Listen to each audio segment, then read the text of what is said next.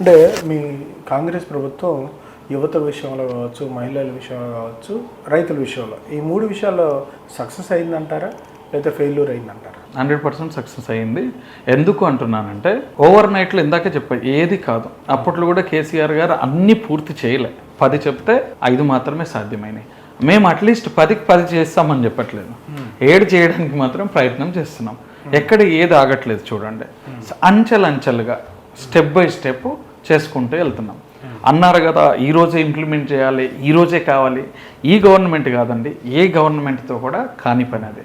అంచెలంచెలుగా మాత్రం అవుతుంది. అల్టిమేట్గా over of the time 5 years లోపల ఎంతవరకు మనము ఎంత పర్సంటేజ్ కంప్లీట్ చేసామన్నది ఇంపార్టెంట్. బస్ ఈ గవర్నమెంట్లో ఈ 5 yearsలో 70%, 60% అయింది, 80% అయింది.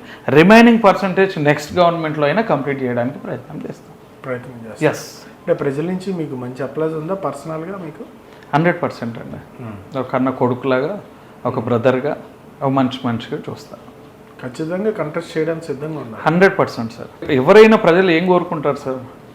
ల్యాండ్ గ్రాబర్స్ని ముందు వద్దంటారు, లేదు అక్రమదారులను వద్దంటారు, బ్యాడ్ క్యారెక్టర్ ఉన్న వాళ్ళు వద్దంటారు, ప్రజల్ని పీడి పాలించేది ఇబ్బంది పెట్టే వాళ్ళని వద్దంటారు. ల్యాండ్ గ్రాబింగ్ పంచాయతీ లేవు, నేను లిటిగేషన్ పంచాయతీలో పోను. ఒకరికి అన్యాయం జరుగుతుందంటే నేను నిలబడతాను, కానీ అన్యాయం చేసే దానిలో నేను ఉండను. 100% ప్రజలను అలాంటి క్యారెక్టర్ ఉన్న వాళ్ళు కోరుకుంటారని నేను వ్యక్తిగతంగా అనుకుంటున్నాను. మీరు వ్యక్తిగత ఎస్. మీకు అవకాశం వస్తే కంటెస్ట్ చేస్తాను. 100% కంటెస్ట్ చేస్తాను. దేవుని ఆశీర్వాదం, పార్టీ పెద్దల యొక్క ఆశీర్వాదం.